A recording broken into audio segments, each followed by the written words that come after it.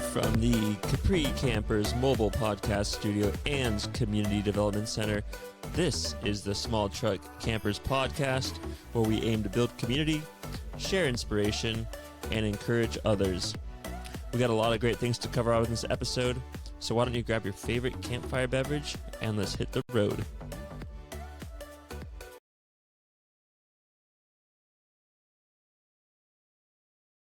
This episode is fueled by Afuera Coffee. Afuera Coffee. Do good, go Afuera.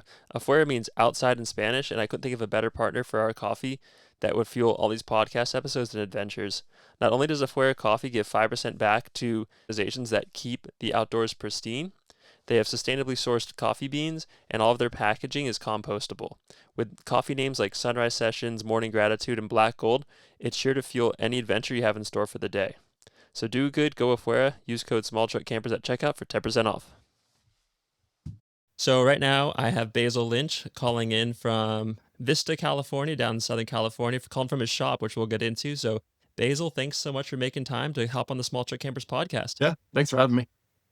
Yeah, I'm stoked for this conversation. I've actually been looking forward to it for a while now.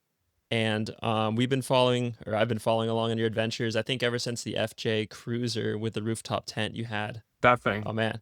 On the wall. Exactly. Yeah. That's the photo. Again, we can get into it, but that's on the Salt Flats on that trip on the way up to Alaska that we did. Okay. In like 2016 or something like that, 2015. But awesome. I think it was rad. It's a cool truck. That was that was a really cool rig. I think that's kind of when I started following along on your adventures. But I kind of want to start this podcast out with just kind of where you grew up, where you're from, and kind of like how did your upbringing get you into the outdoor space or the outdoor world? Cool. I mean, I grew up on Eastern Long Island. So I grew up in Amagansett, East Hampton area. So it's very Eastern Long Island. Lived out there until I left for college. I guess that's kind of where maybe not my love for camping came in, because I actually didn't grow up much camping, but my love for the outdoors. So we're lucky enough to where I grew up, there is 20 or 30 miles of beaches that are available to drive on. So that's kind of where my love for four-wheel driving came in, was driving on the soft sand beaches. So as like a young kid, even before I was surfing, it was like something to do. So it'd be like a Saturday and we'd just like, let's go for a beach drive and just like look for cool driftwood and whatever other random stuff down the beach. And that kind of eventually turned into looking for surf, because we could drive down that beach and find different beach breaks and their jetties and little cobblestone bottom points and all sorts of stuff that we can go and cruise around and look for. So I guess that's kind of where my love for driving off-road and four-wheel driving came into play, is like everyone out there, myself, everyone had a four-wheel drive vehicle. And that was my FJ was, I guess I had an International Scout as my first car that my dad and I rebuilt, and ended up selling that and then buying the FJ. And that's kind of what sparked it all. But I remember pretty like clearly like just going for beach drives in the bed of my dad's truck, just cruising down, hanging out, looking at the waves and stuff out the side of the truck, looking for a spot to pull over and surf. But that's mostly where that started. And then the camping side of it didn't really start until I went to college in Colorado for a year. I think we went camping a couple times growing up, but it wasn't like my family went out like weekly to go and camp or anything like that. That's awesome. And did your dad surf? Did he teach you how to surf? And did you learn to surf in Amagansett or yeah. like? So okay. My dad wasn't a surfer. He was like a body surfed a lot and would boogie board. I actually didn't pick up surfing until probably freshman year of high school. So I started off mostly bodyboarding and body surfing with him a lot, and then started to stand up on my bodyboards, and that kind of then snowballed into getting up surfboard and kind of starting that progression. But yeah, growing up would go and like do that there. And then through high school, I lifeguarded as well. So that was a big summertime thing out there, as we'd lifeguard on the beach and surf and body surf and everything throughout the days. And then I guess the real like, I guess throughout high school, I was surfing a lot. Like I'd go out before school, after school. There's great surf out on the East Coast, especially out east on Long Island. It's not, everyone asks like, how good is it? Like they're kind of not sure if it's really good or not. It's very good waves. There's not consistency. So like versus out here on the West Coast, you could surf every single day and it's like fun once a week. On the East Coast, you can surf once a week and it's fun once a month. So like it's just less consistent. And that's kind of what's played into me being loving longboarding is that opens up a little bit more windows to go and surf out east and where I started. Oh yeah, exactly. I've surfed out there a few times, mostly in like Montauk area, and Yeah. amazing, like amazingly fun surf. Yeah. Not super consistent, but just good vibes and really fun, warm water in the summer. Yeah. Obviously, icicles in the winter, but Yep.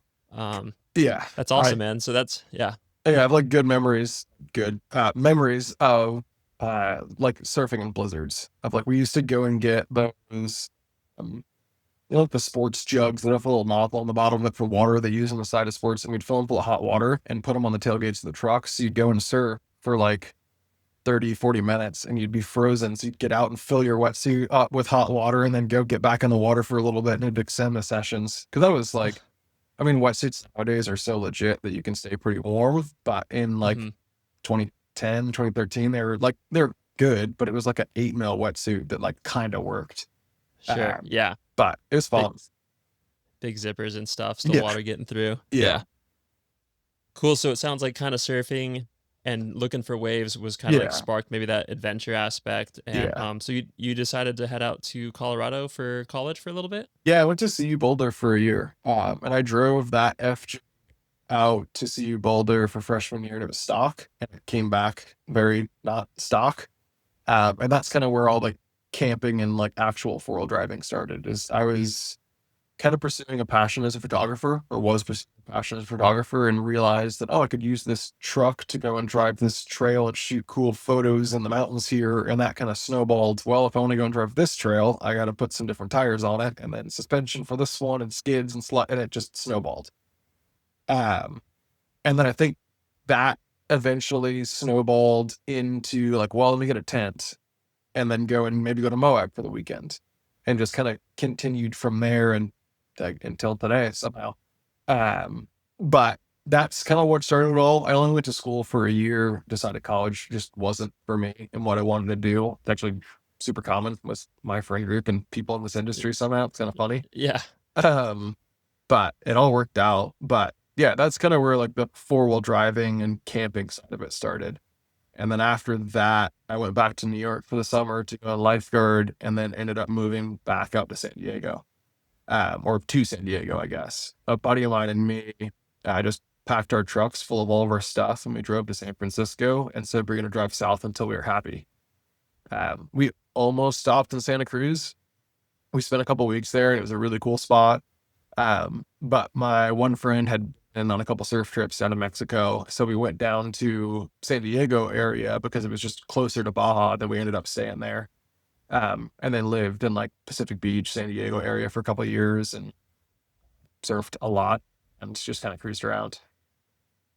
Okay. Awesome. Yeah, Yeah. that's funny. I lived in PB for a while as well, surfing, Yeah. and I'm currently in Santa Cruz for the same reason of Yeah. good waves. Yeah. Less So people, which is nice there. We're little less a little people. busy here. Yeah. Oh yeah. Plug in my phone. Cool. Work. Yeah, man. No worries. We're still good. Cool. Um, so during this time, when did you like decide to pick up a camera, and did you have any formal training in photography? Because I think that's gonna having that backstory is gonna make a lot of sense here in a second. So maybe high school. I kind of remember doing like we had a black room at our high school and stuff and would do some film stuff and that's probably where it started. And it was kind of started off as a passion of wanting to shoot surf photography. I think that's probably when. And then a professional experience. I did go to like other than like some high school classes and then I interned for Chris Burkhardt for 6 months in San Luis Obispo. Besides those two things, that's about it.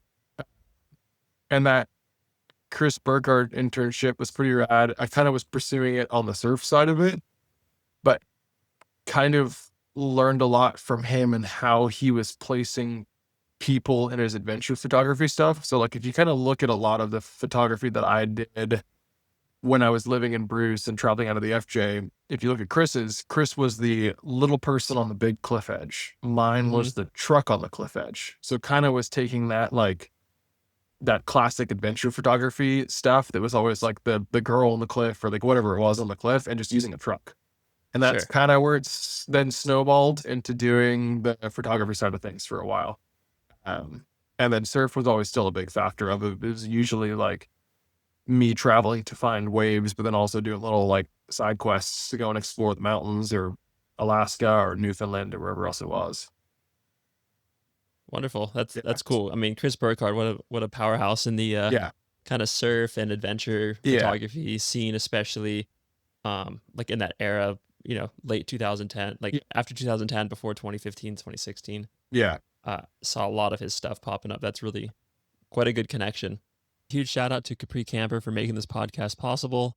If you're interested in the Capri Camper or you're considering a Capri Camper, feel free to hit me up. I did a full walk around tour with the owners. I had a podcast with the owners as well, and I got to really learn the ins and outs of how Capri Campers are made. So if you're considering a hard-sided camper for your small truck, Capri Camper is where I would start my search. If you got any questions, feel free to DM or email me. Be happy to chat with you about them because they make some really great products for a variety of trucks.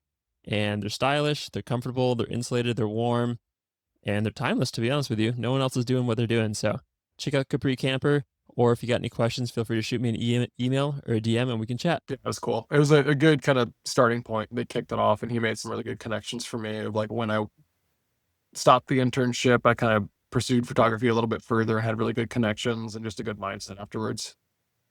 Awesome. Yeah, great mentor, I'm sure. Great leader. So you're in San Diego, you got the FJ, and what's kind of your life looking like at that point in terms of like traveling and photography and kind of like after this college experience, where did you see the next couple of years going?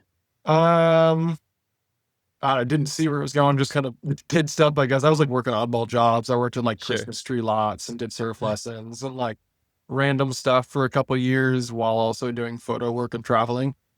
So it was letting the photo side build up more and more. And that Alaska trip was kind of the big like kickoff of it, I guess. Of like my brother, me, and then my good friend Rob all jumped in the trucks and went up to Alaska. And at the time, my parents were actually, so they didn't grow up camping, but then they saw me camping in a way and started to kind of do it a little bit more. But they were homeschooling my two youngest siblings and traveling out of an RV, and they kind of went with us on that Alaska trip. So like we would join up for sections of it, and then we would split off for a week and then join back up and kind of like weave in and out in a way.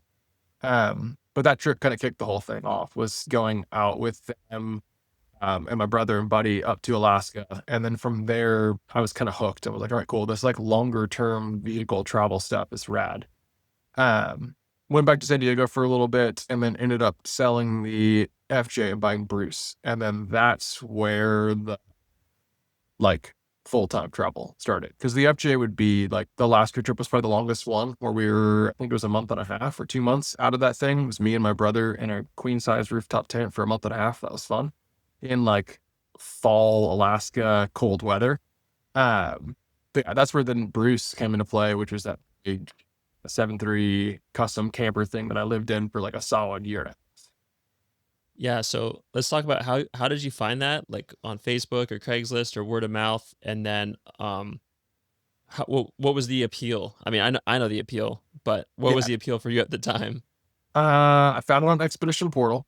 It Okay. was built by a guy in Santa Cruz, and it was mostly just a stock 250 with this wild custom built camper on the back of it that he'd built.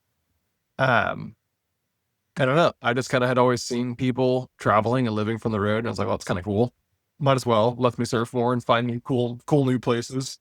Um, and sold the FJ and bought it, and then kind of just moved into it and figured it out. I didn't really have a plan. I wanted to try and chase the photography side more, and then it just kept rolling from there.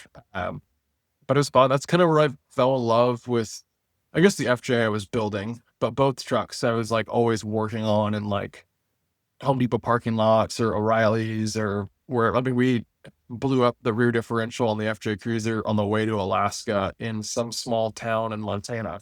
And we swapped the rear diff in the back of an AutoZone on like a Sunday and like rebuilt the rear end and then went up to Alaska and back. Right.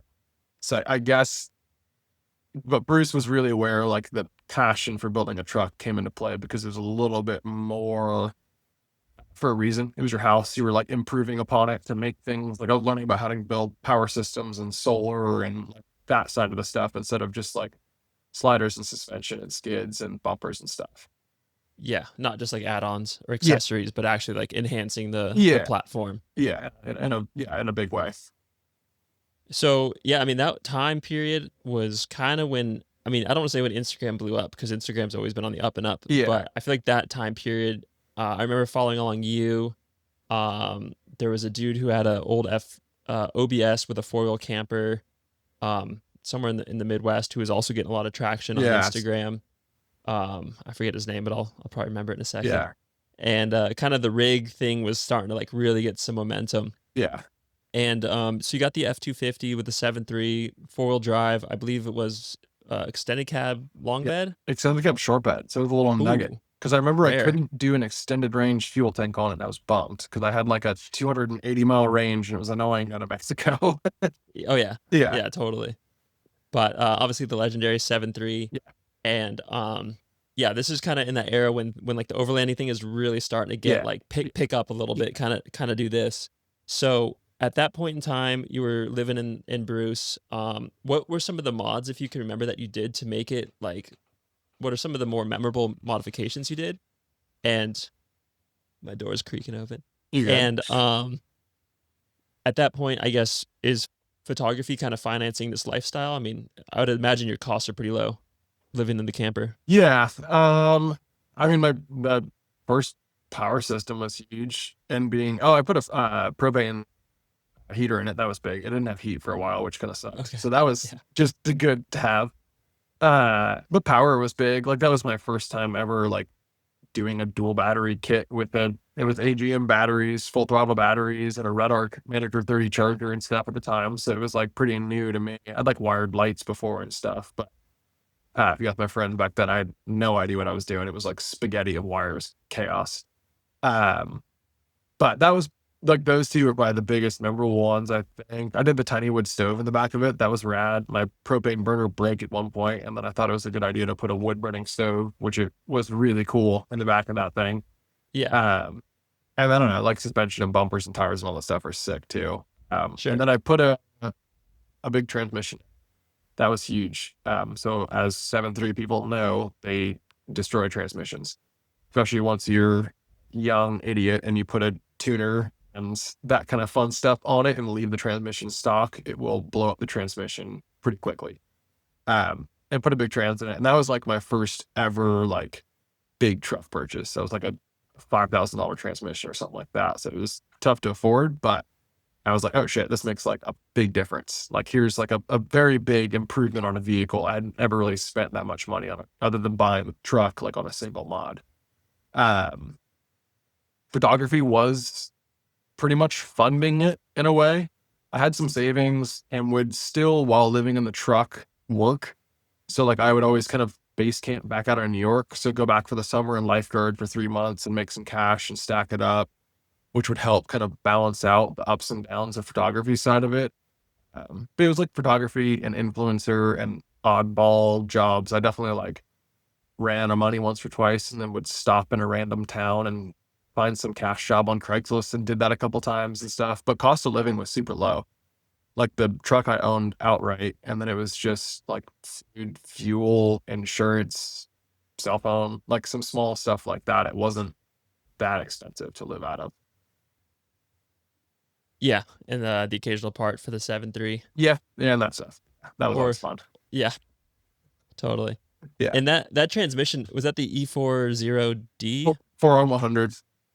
It was Okay. it was a 2000. I forget when the transition was, but my 2000 had a Okay. 4 on 100 in it. And actually had it built by John Wood here in San Diego.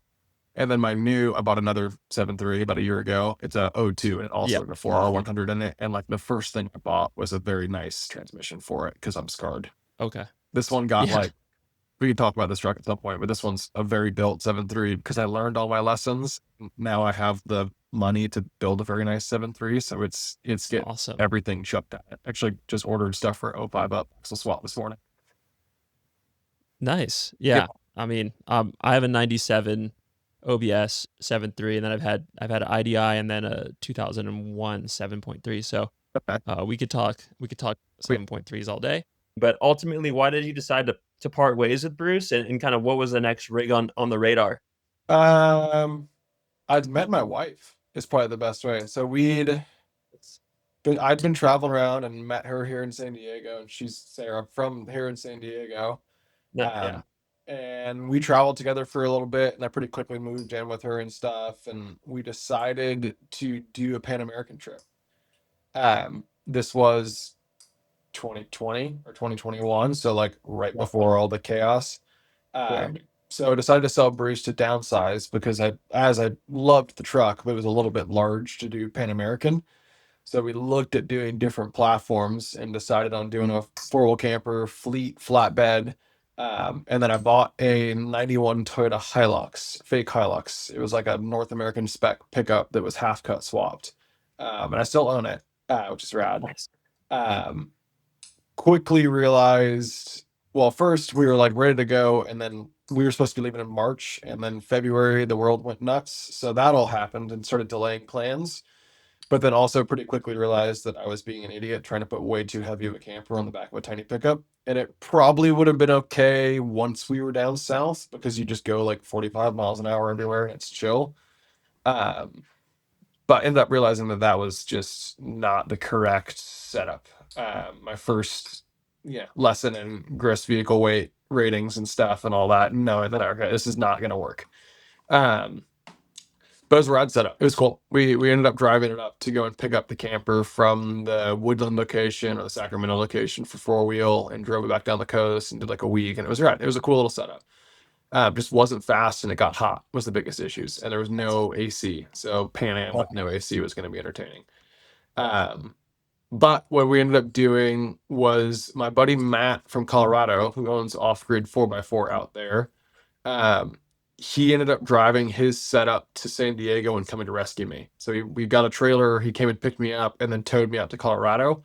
And because I built most of the setups in like driveways and stuff, I didn't really have a workshop or anywhere to work in San Diego other than my like wife's mom's driveway, which I like swapped turbos in and did all sorts of stuff in. But swapping a camper and a flatbed over onto a new platform was a little bit too much for her driveway. Got it. So he towed me out to Colorado where he owned a shop, and we ended up swapping over the tray and camper and some of the mods to a first gen Tundra. And that's kind of where the whole first gen Tundra thing started. Is that white first gen Tundra? It was a access cab step side bed, so like the That's really ugly bed. I saved that truck and put a real bed on it. yeah, Um, got it for like 12 grand with like 50,000 miles on it out of some town in northern Colorado. And it was kind of before the value on those things went nuts. yeah, Um, and built it. And then that was going to be our Pan American rig. And it was still kind of like that summer. We ended up, no one knew what was happening. So we ended up going back to New York and living at my parents' house. We actually took the camper off the back of that truck and built a wooden deck, and we put the camper on a wooden deck in their backyard, and then I had the truck to drive around in, and we just like lived out of the camper in their backyard for like nice. 4 months that summer. It was rad. um and we were kind of just like everyone was, just playing the waiting game, just like, all right, cool, maybe we can leave in a month, maybe we can leave in 2 months. No one knew what was happening. um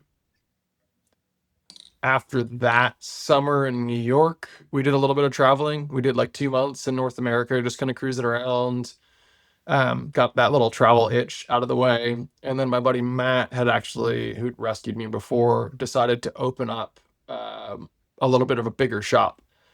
So we actually moved to Colorado and I started working for him. And then that's where my like kind of first time actually working in a shop, like as an employee and not just borrowing friends' shop. And I was like, oh, this is actually like kind of cool. And we Yeah, spent like 8 months there, me working with him and stuff. And that's kind of where me opening up my now shop kind of clicked, was after working with him for a while. I was like, all right, this is rad. I enjoy working in a shop. There's a hole in the market in Southern California. And that's where that whole kind of thought process started. man, that's awesome. Is Yeah. your wife from Vista, or where is she from? No, she's from Coronado. Oh, okay, Yeah. cool. Yeah. So she was born and raised in Coronado. And she went to school in Boston and has her master's in hospitality management. So complete, Nice. yeah, all the school. I have no school. Yeah. But she You makes all need the to, money. I make no money still. yeah. Yeah. But yeah, she works in hotels now out here. Oh, Yeah, so she was from here, so that's kind of why I was base camping out of here a little bit as well too. But and that's how we ended up back out here. wonderful. That's Yeah. yeah, amazing. So it sounds like San Diego was almost a no-brainer. I mean, Yeah. with Yeah. with the surf, with kind of your time down there in PB, and kind of Yeah. like getting your kind of life figured out, and then the final puzzle piece was like the lady who's from there. So Yeah. talk about the approach to opening of the shop, and kind of you said that you saw a gap in like the market. So what need did you see that you could have filled with Basil's Garage? Um, there's no one, I wouldn't want to say no one, but there's not many shops down here that just build practical, usable trucks. Yeah, There's off-road warehouse, 4 parts, maintenance shops, lots of shops that build like full pre-runners, like really rad desert trucks. But there's not many shops that are like turnkey usable travel vehicle shop. I don't know what the overlanding shops, whatever you want to call it. yeah. Overlanding's kind of weird now. Um, yeah. Trucks for travel, practical trucks for travel. There you go. Um, so kind of saw the hole there. Like there's not many people down here doing that. Yeah, Um, Specifically in San Diego, there's a couple shops up in the Los Angeles area, that area that are doing it. But down here in San Diego, there wasn't really anyone doing it. So there's what 25, 30 million people here in Southern California. It's got to be one of the biggest markets with a lot of the people here loving to go down to Mex to go and surf and travel. So it kind of totally. just works perfectly. Okay, Yeah. awesome. Yeah. But yeah, starting it was wild. We were still living in Colorado at the time. Um, and I made the decision to open up the business and started all like the back end stuff of like setting up the business and stuff. But we had to find the space. Um, I was lucky enough that my parents did commercial real estate for a long time and were interested in expanding from some of their properties in Northwest Arkansas to out here in San Diego. So I was able to kind of work with them to find a space, which was amazing. Um, so we ended up spending probably, I don't know, it probably took 6 months to find a space. And I was kind of flying back and forth a bunch to be like, all right, cool, this thing popped up. Let's go and look at it and see. And then finally the shop here in Vista, which is like just inland from Oceanside, popped up. And we both thought we wanted to live up in North County. So it kind of worked perfectly with where we wanted to live too. Um, but yeah, so the space popped up and flew out and saw it and then figured it all out and moved in. So it was, yeah, that got us the space. And then the space we're in now, the previous owners, so it was originally built for the Lazy Boy factory for Southern California. So in the 80s, Lazy Boy built it to do local deliveries and distribution and stuff for the rad recliners. Yeah, And then after that, it sold to 2 engineers who kind of used it as a hobby shop. So like when we came to tour the building, there were 3 race trailers, 2 Mustang Mach 1s, a Ferrari F40 that like won some crazy award at Pebble Beach after it went to auction and stuff. It was full of cars. It was beautiful. And they hadn't been touched in 10 years. So the guys passed away and the building and all the cars went into a trust and the building got sold. And I swear the cars in the building were probably worth 10 times what the building was worth. They all went to auction and just went crazy. Um, so it all went into a trust and took a little while to like get it cleaned up. I think we spent probably like 4 months of like it was an empty building. There was like no power in half of it and stuff. It was very, very straightforward. We had to put like power and compressor and like all remodel everything into it. So it took a while to like clean it and get it ready. We had to put the lifts in and I mean everything. It wasn't like it was just a garage, a storage facility, I guess, in a way. Um, and then in October 21 is when we had our first customer. First install was an AluCab topper because we were kind of AluCab dealers. there you go. Putting the topper on the back of the truck was like the first install we ever did, and then it just got busier and busier and busier, and now it is like I started with just me and then 1 employee, and then now we have like 6 guys total here, 5 guys total here, um, in 4 years almost. So it's been wild. Yeah, and I see you posting for looking for new talent all the time to come Yeah, help you from rent. yeah, So if anyone yeah, out there is listening is looking for yeah. Hit me up. yeah, some work on a cool Yeah. rig, Oh yeah. Yeah. We cool just build fun Philippines. trucks and hang out. Hey guys, I just want to share with you something I learned along my journey with small truck campers. When it comes to securing the camper to the truck, the old adage of buy it right once could never be more true. I've tried every sort of way to secure the camper to the truck, from the bed mounted stakes down system that clamps onto the bed rail, and most recently the bar that goes in the front of your truck bed that bolts on your truck bed. And although all these systems work to get me from point A to point B, they either damaged my truck, damaged my camper, or damaged my truck bed, either in the process of installing it or just over the course of my use. Looking back, what I should have done is just done it right once and gone with a Torklift frame tie down system. And the advantage of this system is that A, most of the time you don't need to drill into your frame, it just bolts onto your frame. And then B, once the system is in place, the camper is actually held in place by your frame, not your truck bed. This means that body roll and sway are considerably reduced when you're cornering, and it makes the camper just feel so much more secure and like cemented to the back of your truck. So these guys have a ton of solutions for any of your camper needs or issues. My favorite right now is the fast gun system they have. Normally there's a chain in place with some turnbuckles, and you got to sit there and tighten each turnbuckle, go around, tighten the next turnbuckle, go around, tighten the next turnbuckle. And then every time you stop, it's advised you go and check the turnbuckles again. But these fast guns, you just set it to cover from your camper to the frame mount system, and you lock them in place. And then the camper is literally so strong and connected to the truck. Torklift is all made in America too, so you're supporting American jobs. I'd encourage you guys to check them out if you haven't already to secure your camper to your truck, because don't be like me. Don't be drilling 10 holes in your truck.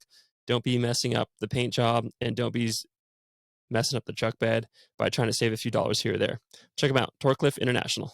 Yeah, maybe surf on your off days too. Yeah. Get some Yeah. shop time in water. Yeah. I'm trying to find those off days still. Yeah. That's still fun. Well, man, that's awesome. So, really cool journey from where you started to where you're at. And before we go into the shop and check out some of the rigs, we were just some of the new rigs either you're working on or that you have. I do want to touch real quick on kind of your choice for the 7.3 and like why you went back to another 7.3. What do you like about that platform? And I'm curious for myself, and I know other people are probably curious Yeah. because it is a pretty awesome platform. I mean, to say it simply, I like that it's a dumb old diesel. It's just Yeah, a big old diesel truck that's just stupid simple. I also have a 6.7 that me and my dad share. It's mostly his truck, but we like kind of share it on trips and stuff. And I've traveled out of that a lot, and I love the modern diesels, and that I have air conditioned seats and all that kind of stuff. I just don't trust it, and I can't work on the engine and transmission and stuff. So I don't know. It's like it's good and bad that it's a dumb old diesel because it's just constantly nickeling and diming me. But I'm have the correct mindset that I can fix it all myself. So like I wouldn't say a 7.3 is the correct platform for everyone, because if you're not mechanically savvy, you're just going to be pissed off that you're at the repair shop a lot with just like small stuff like oil leaks and little lines and like this kind of like just small stuff. But for someone like me and probably you, we're able to kind of diag and fix that kind of stuff wherever you're at, which is nice. And it's like there are things on the trucks that can leave you stranded. Like if my transmission exploded, which happened at one point, left me stranded, um, that you're not fixing. But most of the stuff that's going to go wrong, you'll still be able to drive home and be able to get it sorted out. But yeah, I guess it's just a big old diesel truck that's just idiot proof in a way. It's just like it's simple. There's no def. Like it's not going to go into limp mode or anything like that. It's just going to like work, and it makes really good turbo sounds. And then once you like tune it and do injectors and a turbo and all sorts of fun stuff to it, like mine rips. It's really fun to drive. Yeah, yeah, it's sick. yeah. It's a good platform. I mean, it's almost like Yeah, the same footprint as a newer Tundra, but it's just yeah, got three times or twice the payload capacity maybe, yeah, and probably similar price point to getting a really nice like mid two, 2007.3 to like a used Tundra. I yeah. don't know. They're cool platforms and make cool sounds, Yeah. and they're fun. They have good aftermarket part support too. There's like lots of bumpers available and engine performance parts and suspension things, and like there's lockers available and stuff for them and everything. So they're cool trucks to build. And they sold them in Australia for a while. So like ARB makes a bumper for it because they sold the 7.3s in Australia for a bit. That's why there's old man emu kits and they used to make snorkels for them and stuff. Wow. Uh, yeah, so they're kind of there's a couple people in Australia that have them that are like still using them, and they're on Instagram. They're rad to see. They're all like full tray canopy builds and stuff on them. But I just ordered a tray for mine today, so it's gonna get the new four wheel campers Hawk Plus on the back of it. So we're gonna go back to a flatbed camper on the truck. So it'll be like a mini Bruce. It's modernized. Yeah, so flatbed, the new four wheel campers plus. Let's talk Yeah, a little bit about your involvement with four wheel campers and kind of what you're doing with them down in San Diego and kind of your yeah, partnership. And we can dive into the camper, the Hawk Plus or their yeah, whole program. yeah. Uh, that's all kind of new. So we are a factory location for four wheel campers. So this started 8 months ago, 7 months ago, something like that. Um, I talked to them since I opened, and it just took a while to figure out how to make us dealers. We'd had experience with the four wheels in the past because my wife and I had that one that we lived out of for a little bit. And I knew Dan, the old president, pretty well, and was just friends with a lot of people over there and other dealers, and was always just kind of chatting with them like, hey, like it would be so fun to figure out a way to work together. Like they have a current store here in SoCal at Rancho Cucamonga, Mhm. and the guys that run are rad. It's a really good location. They have a ton of campers on display, but they're not truck builders. It's just a four wheel camper showroom that sells and installs campers, which works for a lot of customers. But also, a lot of people want to get advice on what suspension and what truck and how to do the suspensions and power systems and trays and all that kind of stuff. So I think eventually the partnership kind of worked out because we were able to offer that as yes, we're a factory four wheel camper location, plus for Basil's Garage. So Yeah. it's four wheel camper San Diego and Basil's Garage in one location, and it's just like full turnkey trucks at this point. Um, and it's rad. It's fun. It's been really cool so far of like getting to work with customers on the camper side of things and picking out all of like the layouts and options and power systems, and they have so many options, getting their campers dialed in and then being able to say, all right, cool, that's how much this camper weighs. Now let's build your truck and your suspension. And a lot of customers nowadays are even coming to us and they're like, hey, I don't even have a truck. Like, what truck would you buy? Nice. Plus, then what would you do? So we're like starting from this, like from the beginning and then going through everything and moving forwards with it, which is really cool. Wow. Yeah, it's fun. I like it. Like sit down and do consultations with customers. Either myself or Jason, my sales guy, will sit down and chat with people and just like help them with their builds. It's really fun. We kind of just get to build like our dream vehicles. And a lot of Totally. people come to us for like the advice on it too. I think probably because I've traveled so much. Mhm. So they're very open to what I have to recommend. So I can just build what I would think would work with them. And it's been really fun. Wow. Yeah. That's awesome. Yeah. Yeah. Really cool. Definitely. Man, having getting to talk to somebody and share all your experience and take it from start to finish Yeah. and all the rig, that's got to be a really cool moment for Yeah. you and customer and like kind of just the whole community out there of truck Yeah. campers. It's really cool. Yeah, it's fun. I get to like kind of have the like stories behind it too all the time of like talking about something random in the camper and be like, oh yeah, my wife and I had this little thing that happened while we were in Montana and we were able to use this, whatever it was. Like talk about the underbed storage all the time on the campers. I'm like, oh yeah, it's like his section and her section. Like it's cool to have that like experience behind a lot of the stuff that we recommend. Yeah. And before we get back to the rigs, why don't you give us just a really brief rundown of I think it's called Camp Plus that four wheel camper just came out with. So you just mixed two, I guess. They have the Camp Out, which is the Camp new kind Out. of semi-modular camper that's rad, that's like lightweight and a good budget entry point. Mhm. That was a traditional slide-in camper, and they've reworked the interior so that you can take these units in and out and kind of grow with it. And then they also have the new Hawk Plus, which is a revised big boy version of the Hawk flatbed. So it's 12 inches longer. It's got a 40-gallon fresh water tank instead of a 20. It's the first four-wheel camper with gray water storage. So it has a 5-gallon gray water tank, which is pretty cool for the sink. Yeah. And then it's just kind of more of everything else. It's got more battery capacity, more floor space, more dinette space, and just kind of further modernizing it. It's designed to go on the back of a 7-foot tray.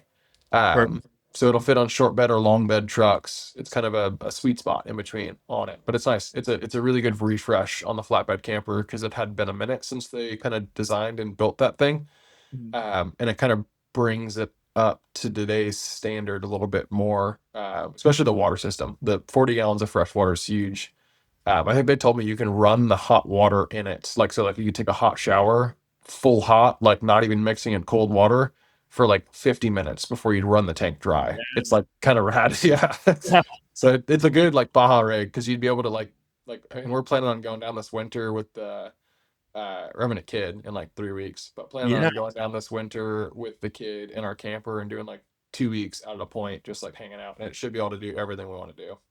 Amazing. Well, Yeah. congratulations too with your kid. Yeah. Thanks. Uh, yeah, I'm a year and a half into that journey with a kid, and it's Nice. been quite the adventure to say the Yeah. least. So Yeah. it's exciting, and I Yeah. know it's nerve wracking right now, but it's a really cool. It's just really cool. It's Yeah. awesome. Yeah. I'm excited. We're at literally like, what's the date? You watching the clock? Uh, like we're at the point, like she's due on the 25th. So it's like, I told the guys at the shop earlier this week, I was like, hey, I'm in the danger zone. Like if I don't come back, like if I call everyone in the morning and say I'm not in, then you guys are on your own for a couple weeks. Like I'll be Yeah, out for a couple weeks afterwards. We're in that bags are packed, ready to go kind of point. yeah. I think the first kid they give you like the due date, and I think the expectation is like it should be like after that a little bit, Yeah. just Yeah. like Yeah. So we're due the 25th, and I'm hoping okay. for 4th of July, baby, because that'd be Oh sick. yeah. Yeah. Yeah. Yeah. Fireworks. We're measuring the second of the July right now. So we're right in Okay. that zone. Yeah. Yeah. Gonna slow her down. She's trying to eat a lot of dates though. So Yeah. Well, exciting, man. yeah. That'll be cool. Yeah. And well, do you want to hop into the shop real quick and we can check Yep. out some rigs Sure. and Yeah. maybe, just see what's going on in the shop today. So we got so we're in my messy office right now. I like the fins. Yeah. Yeah. My dog Finn's not here today, but so Wow. we got out here is a little showroom. Wow. So little four-wheel campers. We got the 80. We didn't talk about this thing at all. No, we didn't, but we The totally can. Chops 80. Yeah. So we got slide-ins, flatbeds, Project M. Wow. Little showroom, Yeah, a little showroom. It's just the little brochures. customer entrance zone with the boys. And then Nice. this is the whole shop space. Beautiful. Yeah. So right now, this Chevy Colorado is in for a tray and canopy. So we're doing a full tray to canopy power system build. And then this first gen Tundra is on the lift for wheels, tires, suspension, and a little bit of a refresh. Wow. Um, but yeah, these are all racks. These are all customer parts and builds that are pending and orders. And then kind of our messy inventory zones over there. And then this is all the like nuts and bolts and stuff. We got a little fab corner with like a plasma table, little Langmuir welders and stuff. Dang. But yeah, it's cool space. It works out really well for us. It's Really cool. yeah, 6,200 square foot building. We got a wheel and tire machine over here. And then I'll walk you out front. We can show you the 7.3. This is a little GFC bubble. We do all of our Go Fast camper stuff. That's also something we Okay. didn't talk about. Yeah, Uh, you working with them? yeah, we're their SoCal shop. So we'll do all of their installs and a lot of the builds for GFC here in Southern California. Yeah, up front of the shop here, it's the There it 7.3. is. Couple customer rigs over here. So one of my techs, Gavin's first gen Tundras. I got him hooked after he worked on my white one a lot. Yeah. And then I still got the little Hilux over here. And then me and my dad's Nice. 6.7. Yeah. But 7.3 is Beast. cherry. Yeah. I've been following along on that thing. It's Yeah. I have a lot of dream trucks, but that's probably at the top of my dream truck list. Yeah. It's pretty good. But yeah, If nickel and diming, all the leaks, just no matter what. Something's leaking somewhere, as always, on the old diesels. it's not leaking, you got an issue. So, So but yeah, I just right ordered on, man. O5 up axle swap stuff for that thing, which will be fun. We're gonna do a full Curly Dominator kit, so like the 3.0 shocks and leafs and everything on that truck with the bigger axle. It's coil sprung versus leaf sprung. Nice. Is that from Carrot Customs or who's making that? It's not a kit. I just bought an axle off of Facebook Marketplace, and then I'm kind of using a mix match of like PMF brackets and Ford parts and Carly stuff and Alcan leaf springs and kind of a hodgepodge setup, but it should work pretty well and mesh well. Yeah, that'll be awesome. That'll be Yeah. really cool. Yeah. And yeah, let's just talk about the 80 real quick. It's so funny because Yeah. my podcast guest 2 podcasts ago, we did it in a chopped 80 as well with a Go Oh, Fast really? camp. Oh, that's rad. Yeah, he did it himself. So I've only seen yours, and I think I saw another one on Overland Campers. Maybe had one. I forget who. There's a couple But of rounds. there's a couple. Yeah. What was the inspiration for yours, and kind of like what were you hoping to achieve with it, or was it just strictly for fun? So I guess I started all this off in the FJ Cruiser, which is different cruiser subject, but Yeah. it was fun to do technical trails. So like before I did that Alaska trip, I used to wheel that thing. Like we took it to Moab, and I've run like Cane Creek and Up Top of the World and Hell's Revenge and like technical trails. And Yeah. I love the maze aspect of like how you fit your vehicle through this path of rocks that just works best with your vehicle. But every vehicle I've owned since that FJ Cruiser was either too big or too nice to go and like drag through the rocks. So wanted to rebuild something that was a little bit lighter weight, shorter wheelbase, bigger tire that I mean, I love the thing, but that I don't care about, that I can go and like bump into rocks and stuff and not worry about it too much. So that's Yeah. where this thing came back around. So, Perfect. and it was a cool marketing thing for the shop. I just was like, well, I cut it in half and see what happens. And it turned out pretty rad. It did. It turned out really cool. Yeah. It's a great piece for Yeah. sure on Yeah. Instagram, and Yeah. saw you took it to the Overland Expo recently. So Yeah, and I have plans this winter to go and do some trips out of it. I think if I can find the time to go and like this fall, go take it out to Moab and do some stuff out there, go run through the LaSalles. We're talking about maybe doing a Baja trip with it and getting tinnies, so like 12 or 14-foot aluminum boats, and strapping them to the roofs of the GFCs and then driving them out to some remote points and surfing off the tinnies. Very like vintage Baja Aussie style, because the guys used to run down there all the time with tinnies flipped over on racks on the back of trucks to go and fish off of. But kind yeah, of doing that on the 80 to go and surf off of would be really cool. But yeah, it should be a fun truck to travel out of. I need to put a dang. third seat in it now, because now it only has I cut it in half before we found out we were having a kid, and then we found Oh out, yeah, damn, that was a really good 4-door SUV that I could have built for a family yeah. rig, but now it's a 2-door. Whatever. You just pulled a car seat to the middle. Yeah, it's like I can do a third center mount seat. It probably needs a roll bar, but yeah, it can make Yeah. it work. Yeah. Awesome, man. Well, I could definitely keep talking rigs and trucks and off-roading and everything we've talked about, surfing, a lot more, but I'll let you go. I know you're in the shop today on a Yeah. Saturday. Yeah. And I do want to thank you for taking the Yeah. time to Thank you. super cool to connect. Yeah. And if people are looking to get their truck done, I'll throw the link down below. Appreciate You're in it. Vista, and hopefully if you guys are in San Diego out there listening and you got a squeaky wheel that needs some grease, Yeah. or you don't have a truck and you want to buy a truck and get a whole camper setup, then definitely hit up Basil and Basil's Garage. Yeah. We're here to help. We pretty much do everything except maintenance. So if your wheel's squeaking, maybe go somewhere else. But Okay. yeah, we got shops for that. We can subcontract that. Yeah. We're just stoked to help out, build some dream rigs, get some people out camping, get you guys out traveling and stuff. It's fun. It's a big passion of mine, so it's cool to bring that and share that with everyone else. Yeah, most definitely. Yeah. That's really cool. All right, brother. Well, thanks for chatting and Yeah. appreciate you taking the time. Thanks so much for joining me, and we'll talk soon.